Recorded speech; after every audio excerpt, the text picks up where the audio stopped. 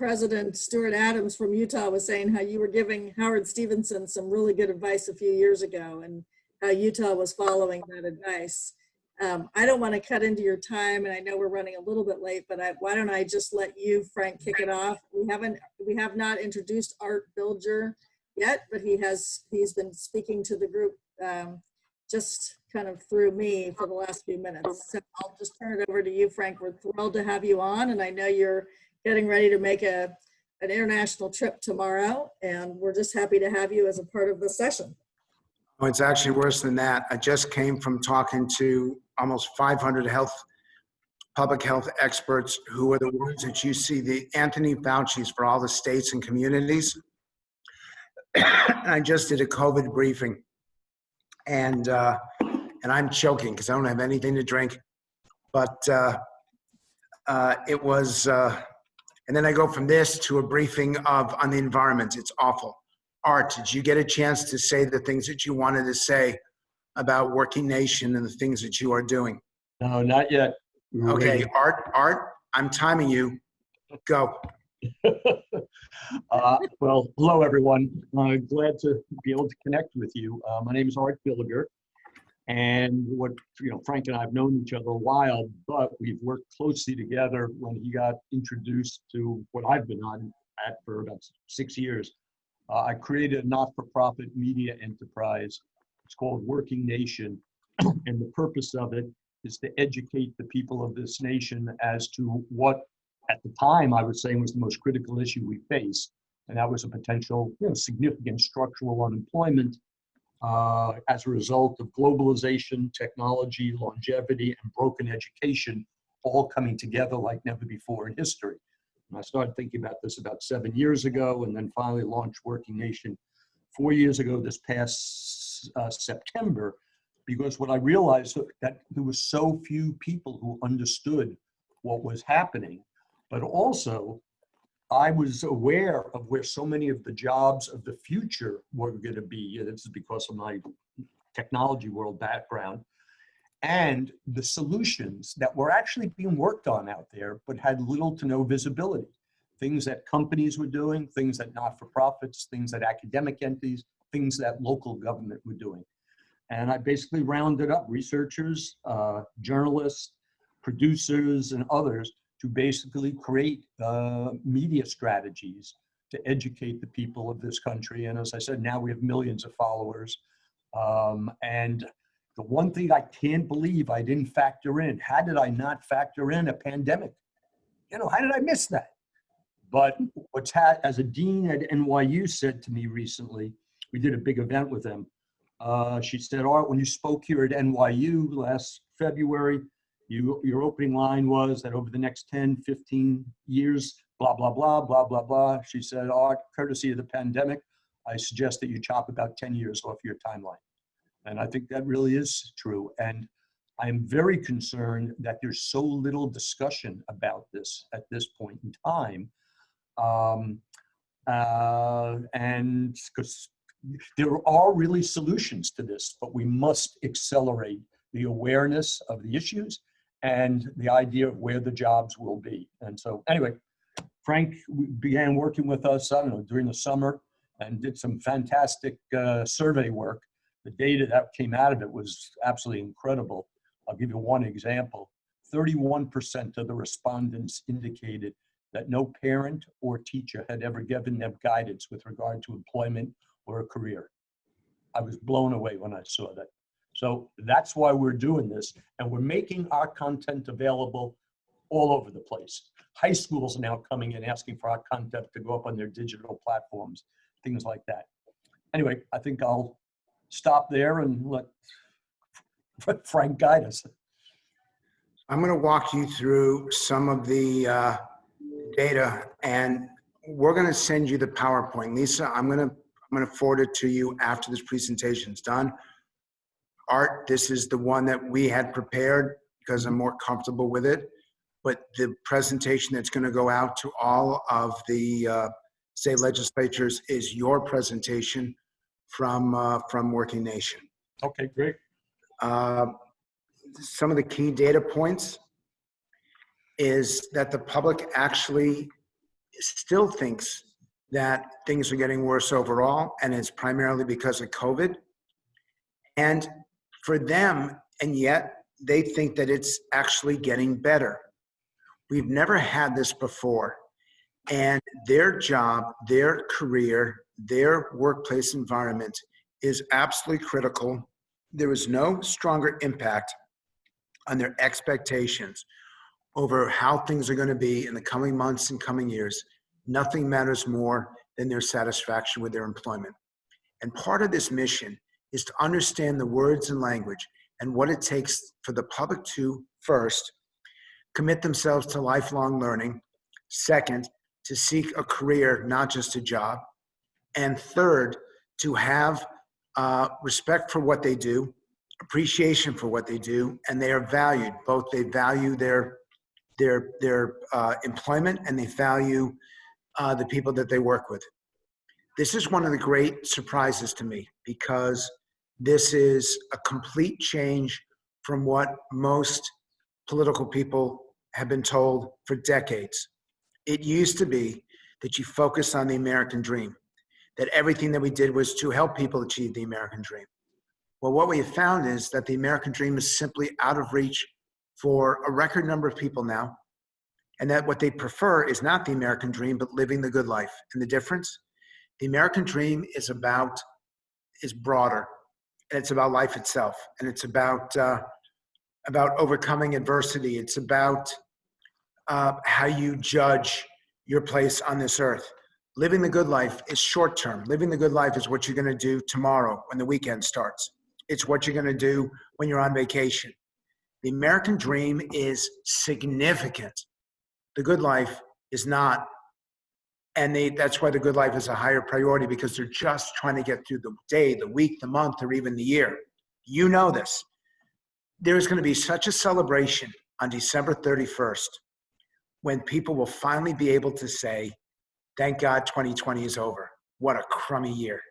And I only use that language because we got the leader of the legislature from Salt Lake City on. I would use much more graphic language. And how they explain, and Art, I'm going to bring you back in a second. The way to explain middle-class life or living the good life or the American dream, that finding this is communication. And this is something that I want our side of the fence to be good at. It's the idea of going to bed each night without fear, without economic fear, without financial fear. And the way that people illustrated that is when you climb into bed and your head hits the pillow and your eyes get heavy, just before you float away, is your last thought, how am I going to put food on the table for me and my family? Is your last thought, how am I going to pay the bills at the end of the week? The first one, about putting food, that's poverty. The second one is about living, and I quote, paycheck to paycheck. Because that is the goal of people, is not to have to live paycheck to paycheck. And that's how you communicate it. You don't talk about working class. You don't talk about economically deprived.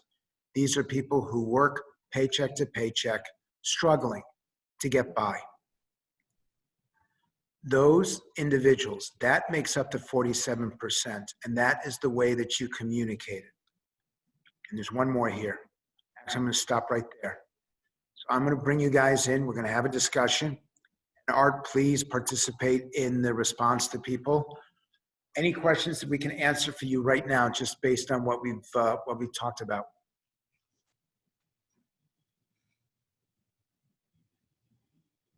Come on, jump in. I'll bite. Mark Lepak from Oklahoma.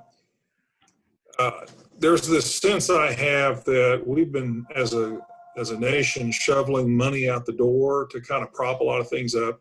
There's talk about more support. But I have to believe that a lot of people know in their heart of hearts that this is temporary.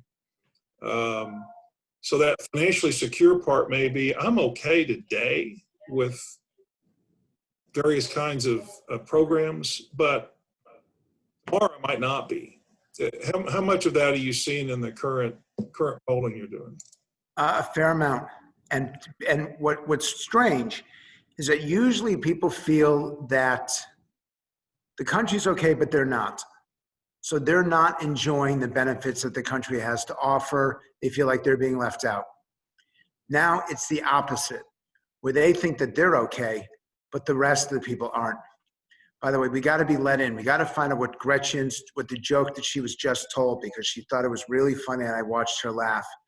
She has no idea, I don't think, that we're listening to her or that we're watching her right now as she moves around. And someone needs to email her, because we're all going to now watch who she talks to, what she experiences, and the level that she holds her camera. Very interesting. Lisa, I just can't let it alone. It is what it is. I'll So let her Mark, know. I'll yeah. let her know. Let her know right now that she is entertaining the entire leadership of the state legislatures from a number of different states across the country. Gretchen Baldau will be famous.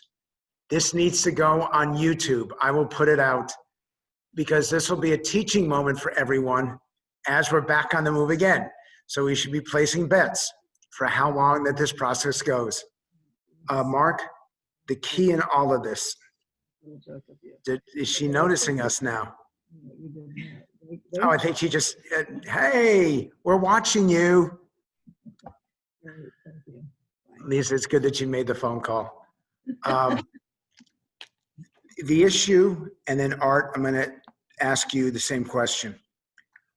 If you have a good career, if you believe your career is good, you are optimistic for yourself, you're optimistic for your family, you're optimistic for your country.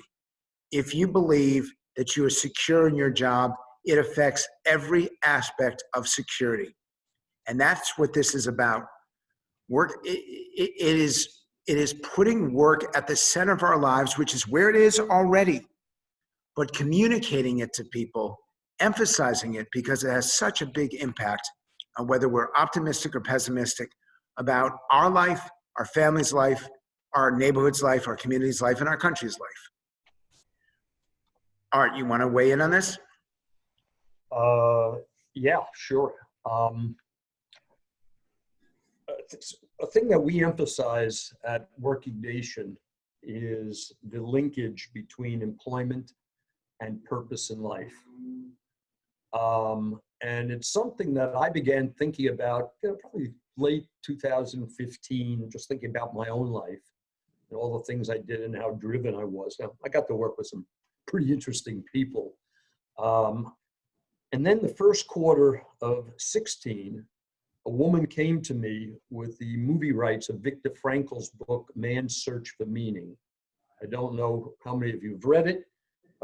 Don't feel bad if you haven't. It's whenever I ask the question, it's a small number, but it is on the Library of Congress's 10 most influential books ever published.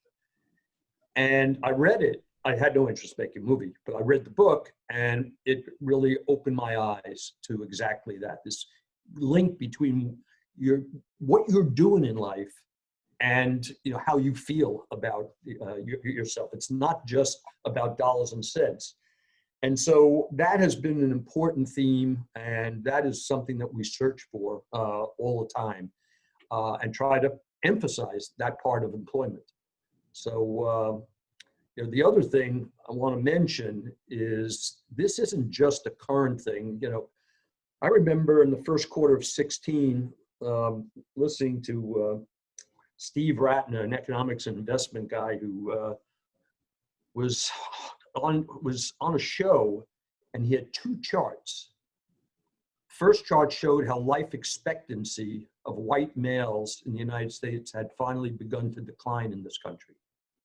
And the second chart showed causes, and it showed major spike up in addiction and in suicide. And when I saw that, I said, okay, there are millions and millions of people who are, not employed the way they would like to be. They might have a part-time job, but anyway, and that really helped fuel our efforts at the Working Nation and really accelerated it, as I said earlier, that we finally launched in September of 16. Let me go back. Let me show you some more data, and then and I know I saw Kim, you got a question. You're going to go first. when I get through a couple more slides here. So here's the age question, which absolutely blew me away.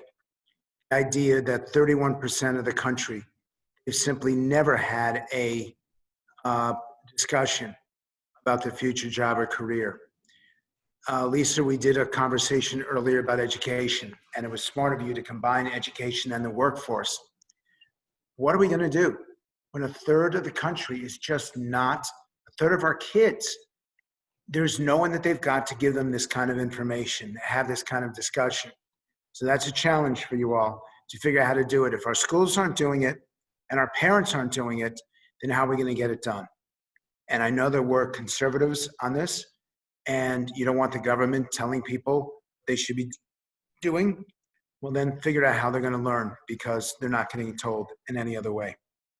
I wanted you to have a single slide that gave you all the language. And again, you can take a picture of it here, but we're going to supply this to you, and you're going to have the whole presentation. Danny, make sure that it gets to Lisa today. The most powerful word in the English language is the word imagine. You ask the public to imagine, and they actually see it. They have a vision. Imagine life at perfection. Everyone's got a different imagination, but they all can see it in their eyes, and that's what makes it so powerful. Globalization, automation, outsourcing are the three greatest threats to jobs in America today. The public sees it already, so we need to have an answer for this, and not just on the federal level, but on the state and local level. I'm not going to do every one here. I'm just going to do a few. A good work-life balance. I'm telling you, this may be the most important thing I say in this entire briefing. The idea that this is the biggest coming issue. When we finally get over COVID and we start to look at other areas of life, work-life balance is going to take center stage. In the same way that family leave did maybe 5-10 years ago. It really is significant. The reason why people prefer a career than a job is 9 to 5. A career is 24/7. A job is something that you look at your watch hoping to get away from. A career is something that you run to. If you think you got a job, you're looking for the next one. If you think you have a career, you embrace where you are right now. So we should be selling the aspects of careers, not just jobs. A couple more from here. People want to learn, and this is all about job training. They want to learn in person, and they want to learn face-to-face. Yes, we're going to have to use technology because there's no way to train everyone in a classroom setting. But just know that the ideal is that classroom setting, and people are willing to go back to school. But they want to see themselves as moving forward rather than moving backward. But they're willing to sit in a classroom environment if they're getting that kind of individualized instruction. By the way, it is not, hear me here, it is not economic growth. Economic growth is a term that economists and Harvard graduates use, or people who flunked out of MIT. Economic growth it's just about numbers. A healthy economy, healthy schools, healthy neighborhoods, a healthy workplace environment.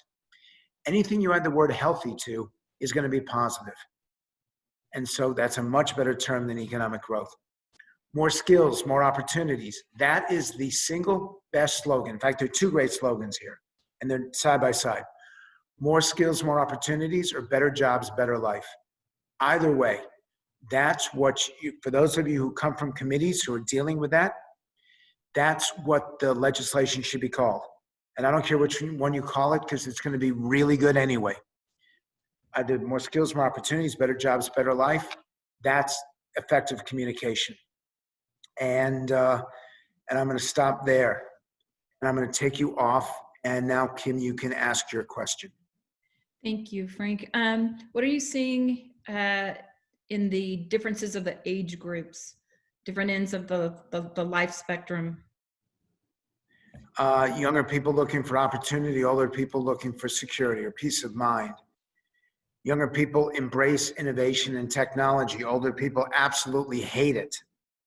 And I don't mean that they hate their cell phone or that they hate the computer, But when you talk about innovation or technology, you are embraced by people under age 30 because it's part of their life. People over age 50 are much less interested in learning the latest innovation, learning the latest technology. Now I'm looking at Ronald Winterton, who's on the phone. Now he's coming back again. I'm going to teach you guys about Zoom etiquette because I see everything. For example, Alexis is most likely to be a hostage. She's got to find us a newspaper to hold up so we actually know that there's a date that she's really there. And Philip, we know that Christmas is coming, but that's a little bit too obvious. Putting yourself right in front of a bunch of poinsettias is too, you need to be a little more subtle in your communication. And Kim, you can try to change the focus, but I still see the Christmas tree behind you and the TV set that's right next to that. So you don't have great Zoom planning, but you've got great setups, a great setting for what is behind you. I do this as a joke, but I also do this for a purpose, which is it is not just visual communication. And I want you, for those of you who are in charge of your committees, the way that you demonstrate, there's a specific phrase on a sign that you put up that communicates that the job market in your community, in your state is going well. And it says, open for business. If we're going to be effective, we can't just have the right words, we also have the right visuals. And Lisa, I make this offer to you that at some point, let's do an ALEC conversation. It has no words, and it's only focused on what should be in the photograph. For example, for you all, if you're looking at the camera, like I don't understand, for example, both Bills are looking away. So do you not know that your camera's like right in front of you and you're still off looking at some weird thing that's either 10 degrees off or 20 degrees off? You look. My camera's actually 10 degrees off of my screen, so I'm actually looking at the camera. Oh, well well you're not. You're looking at the screen. You're not looking at the camera. That's the problem. When you look at the camera, wait, do it again. Do a picture again. Everybody wave. I'm showing you. Ooh. There's your photograph right there. Take it. You missed your opportunity. I set you up perfectly. That's our Christmas card from Alex. One more time. Actually, everybody wave. We'll become Lisa's Christmas card. Thank you. Okay. Frank, When you I look think that Senator Buck from Indiana might have a comment. okay, Finish your thought, yeah. when you look into the camera, it is automatically not real. And this is really important, and I got to walk as I talk, when you look away from the camera and you're talking to people, that is much, much more effective because then you're not posing for a shot. And this kind of stuff really does matter.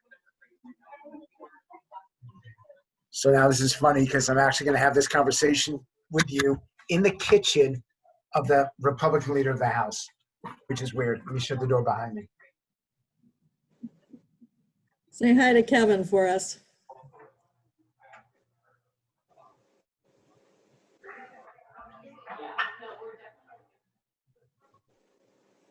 Art, you want to jump in while Frank steps away? No, I'm here. I'm back. You're back, okay. Okay, so Senator Buck, what can I answer for you? Well, one of the things that shocked me in your survey was the concern over providing a quality education for their children. Only 10%. That I just was taken aback by that. I understand that a lot of young people today don't know how to use tools. Fundamental. They don't use shovels. You ask them to get a Phillips screwdriver. They don't know what that is. I've been shocked that tool companies aren't providing training, whether it's Lowe's, Menards, name it, to bring people on board. But educating, quality education, man, that's fundamental to everything. Well, that's one of the reasons why we should not have a bias against workforce training, against what used to be called the trades. Yes. Because you take a look, that a successful plumbing business, a successful electric business, electricians, are actually better paid, better compensated than those who are professional. And that the number that really blew me away is that the average lawyer outside New York City, take them out of the picture, the average tradesman actually makes more money the first year out than the average lawyer. That's That right. blows me away. And so this is why when we look at Working Nation, we have to look at the entire span of careers, not just the professional careers. Let me show you some more data and some more language here behind this.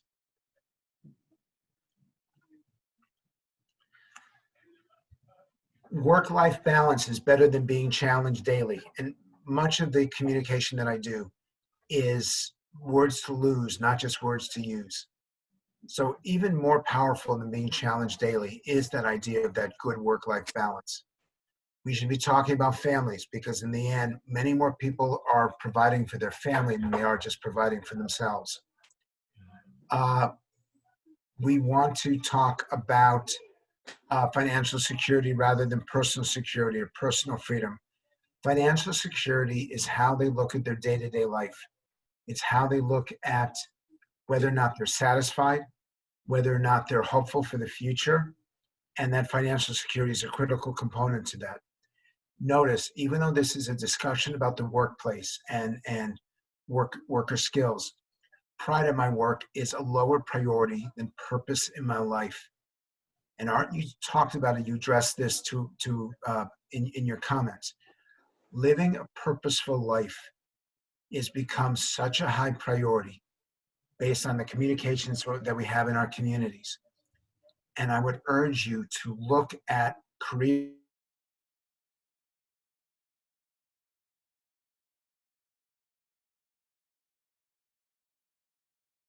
just about the job itself. Even more important than talent development, and again, you'll get all these slides, is skill development. Talent development is things that you got going for you that you may or may not be able to use in your career. Skill development is very specific, and those are things that you absolutely can apply. As popular as talent development is, skill development is much more powerful. Stop using reskilling, retooling, and upgrading. Just stop. Because that is not something that people, you asked me a question about age before. What's the difference between young people and old people? We need to communicate lifelong learning because lifelong learning can be embraced by someone who's 25 years old and someone who's 55 years old. And reskilling and retooling actually turns people off. And finally, better jobs, better lives is a stronger way of saying breaking employment barriers. But the question then becomes, how do you get that better life? How do you acquire those skills? Art, I'm going to go back to you again. Anything you want to add here? Yeah, I think, as I was saying earlier on, putting aside the pandemic, I was really coming at this with a very optimistic view that there are incredible opportunities out there from a job standpoint that, the average young person or older person sitting in one of your states probably has no idea. I'll give you the example I use all the time, data and analytics. Data and analytics is probably the fastest growing job area in this country. And over the next 5 and 10 and 15 years, there won't be an aspect of business, government, or the not-for-profit world that isn't driven by data analytics. And it's not just for the MIT data scientist or the Wharton School grad, where I actually created the program.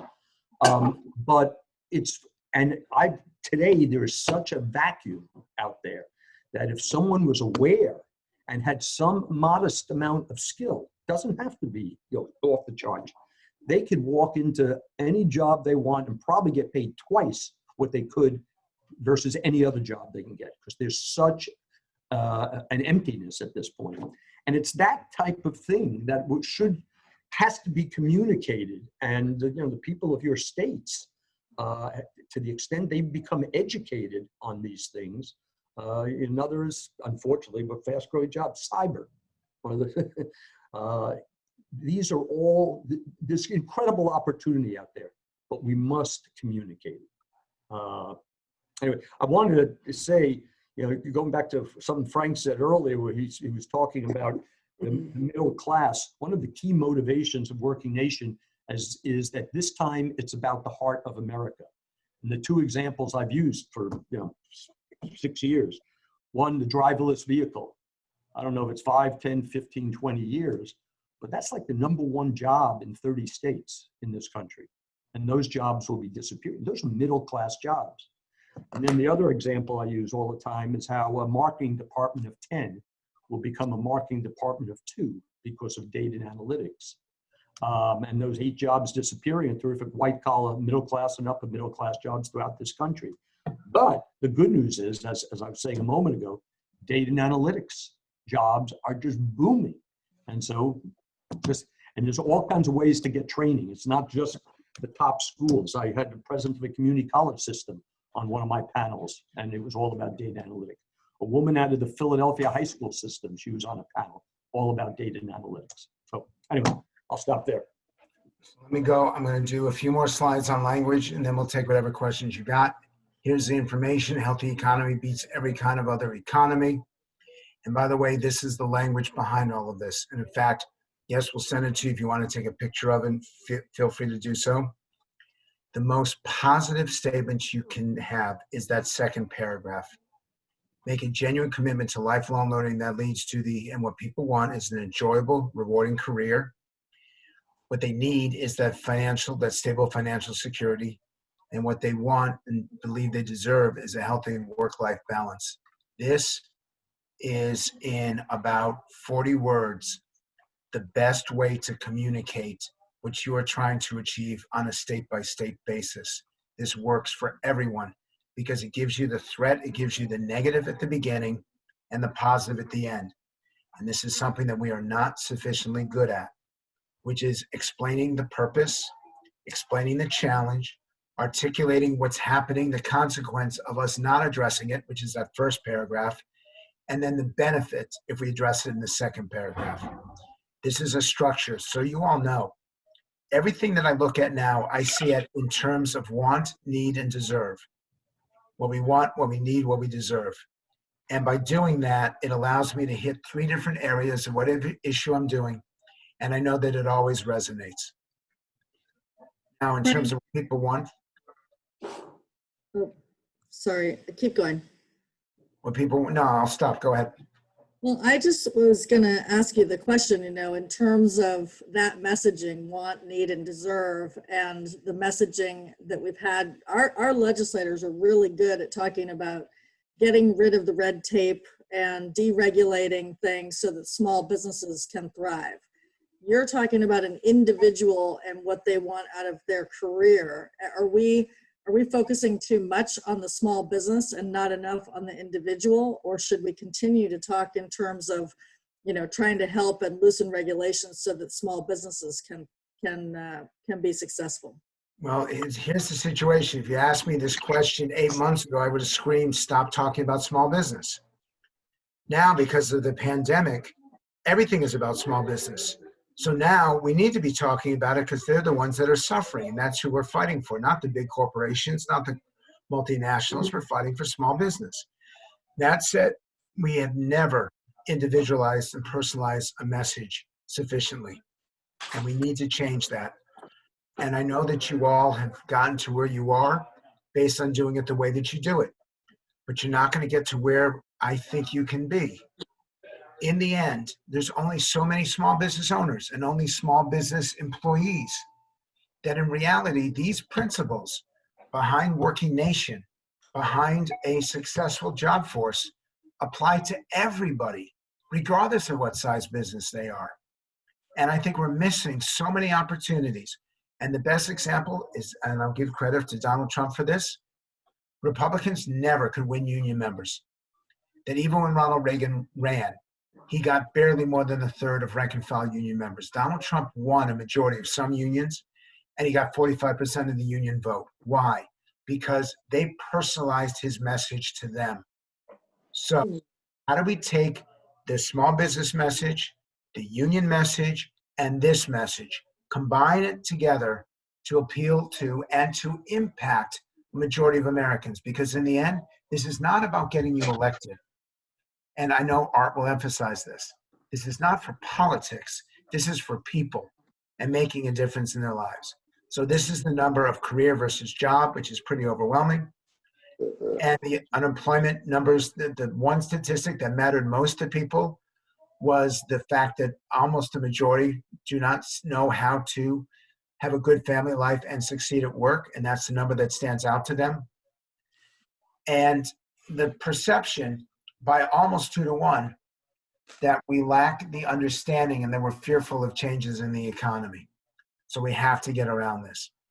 I'm going to skip a couple slides, but this is, you saw why I use enjoyable and rewarding.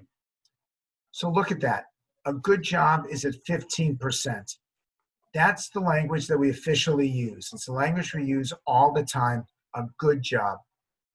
If you use enjoyable and rewarding, I'm offering you more than double the impact. And that's really what this is about. I told you how important purpose was, a peace of mind. There's the pride. 14% choose pride, 32% choose purpose. Please, this is a gift.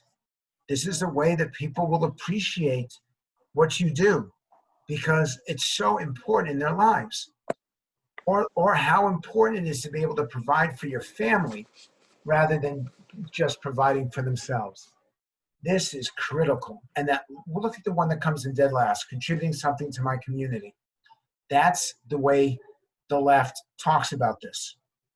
And that is simply not nearly as high a priority as myself and my family. So again, I'm going to stop and I'll take 2 more questions.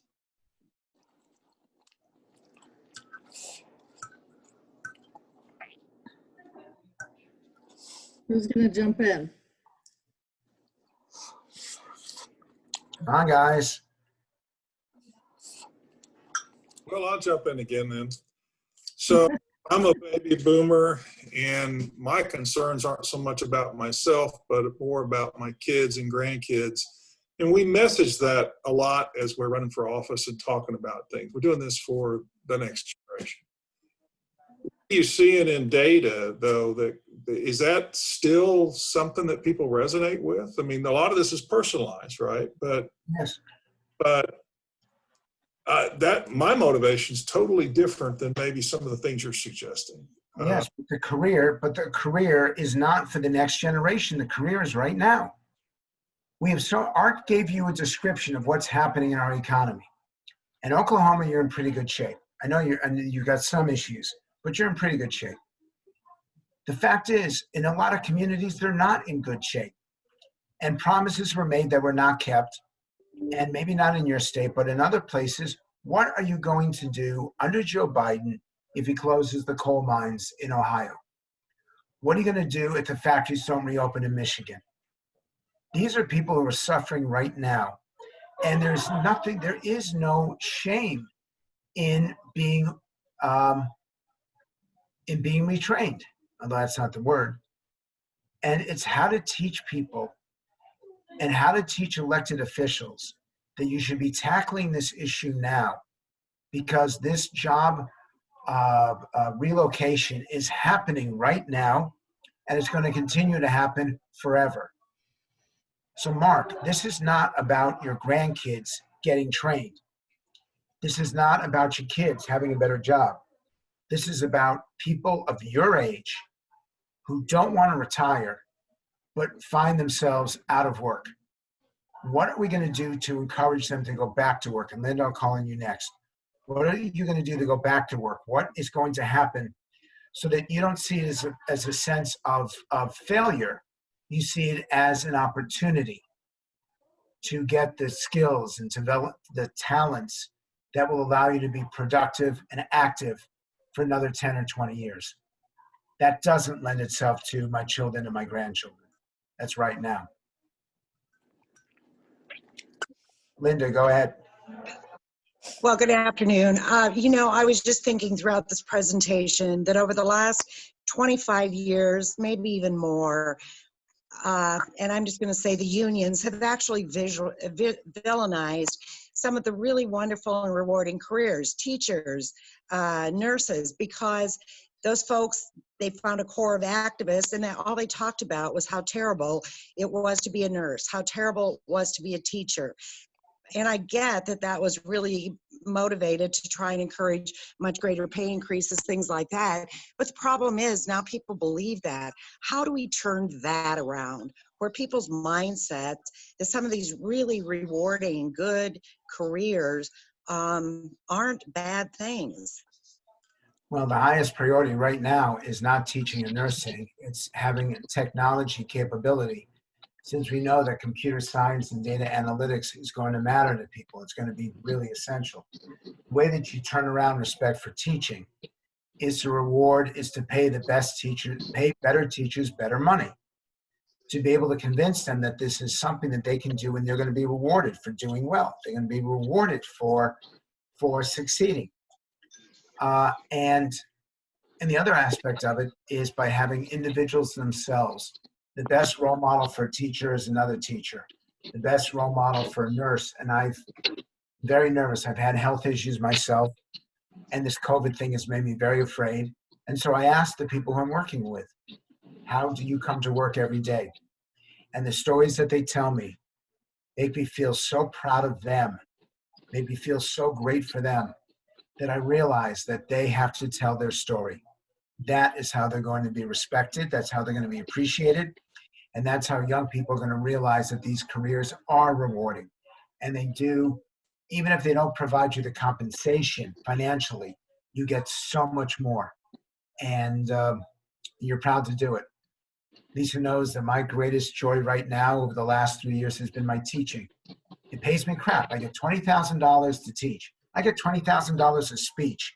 I get $20,000 for an hour, and I have to do an entire class. And I would gladly do 3 or 5 or 10 classes and get paid 1/20th of what I get for a speech, because it's that rewarding to me. Just have to go out and explain that. Thank you, Frank. You got it. Glad to help. Let's do one more question, and we'll call it a day. Well, Frank, I'll jump in here. Nobody else is going to. One of the things I see missing is how do we convince younger people to be more self-reliant?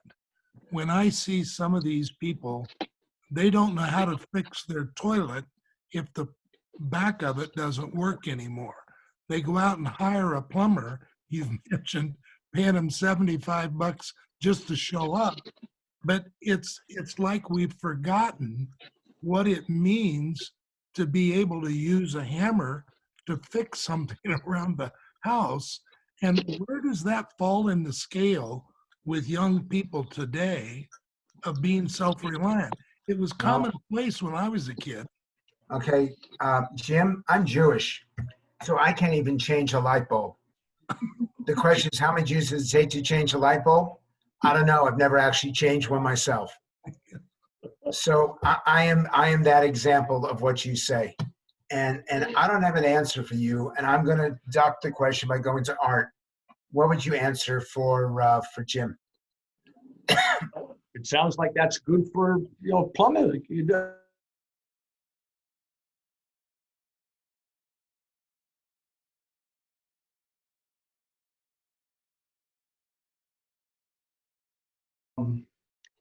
I think there's a lot of confusion out there right now, given, and again, even pre-pandemic, about, well, one of the things I didn't give you much background.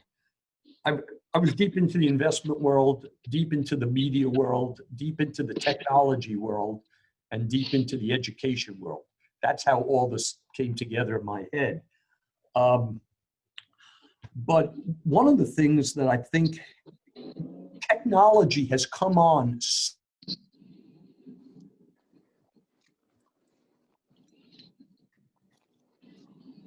Wow, Art is frozen. It's right when he was talking about the importance of technology. I've never seen it before. This is like my dream come true. Art being frozen. Okay, guys. By the way, that's just going to get me fired, so I should stop now. Lisa, Frank, I've got this. Go let ahead. me ask you one question, which is you've got these legislators on the line and we've got the messaging that we're talking about, but what are the actual policy solutions, legislative policy solutions that our members can take back, or ideas for those policy solutions and get passed from January to May when they're in session? Are there, are there policies that open things up so that there are less regulations around these things? Or are you basically saying this is how you should communicate and figure out what the policy is on the back end? So I don't, these are the principles that you apply to the policies. And I've always left to Newt Gingrich and people of his ilk the ability, the responsibility for the specifics. It's never been my job, and I've tried for the last 25 years to specialize in language. There are a lot of policy people that can give you that answer. There aren't that many people that can give you the answer for language. So I'm going to duck that question. And if Art has a way to unfreeze himself, he can answer it. But Lisa, I need to depart because I've got the next one of these right now, and I actually have to walk. I can't just disconnect you and do the next one. I actually have to walk about 10 minutes to get to the next one. But for those of you on this is a privilege. You are fortunate that Lisa is bringing all of this stuff together, that I've known her now for about 26 years. And I don't know anyone in Washington kinder, better connected, better able to help, more eager to help. Hi, give me just a second. And I have a feeling that that's the woman who was on the walking around before, that she's back again. So Lisa, I'm going to turn it back to you. I don't think Art has unfrozen himself. And let's try to do this again next month. Let's try to do one issue training session a month. Yeah, we will definitely take you up on that offer, Frank. We really appreciate your time. We know how crazy your schedule is. And in fact, we had to adjust the schedule because Frank is leaving for the Middle East, I think tomorrow. Tomorrow morning. So we will go ahead and schedule. I've already gotten requests for you to come into Oklahoma and Iowa and Texas based on the last session. So we will be scheduling you up for 2021, assuming we can travel, or maybe it'll all be remote. But thank you so much, Frank. Mark, I'm not doing remote. I'm only doing face-to-face. I want to come down. I want to see people. So guys. That's how we feel it, Alec. Thank you, Frank. And thank you, Art. I think you're still frozen, but we appreciate you. And Lisa, add Utah to the list. Okay, we'll add Utah. He only wants to go to places warm. We'll warm it up for Frank.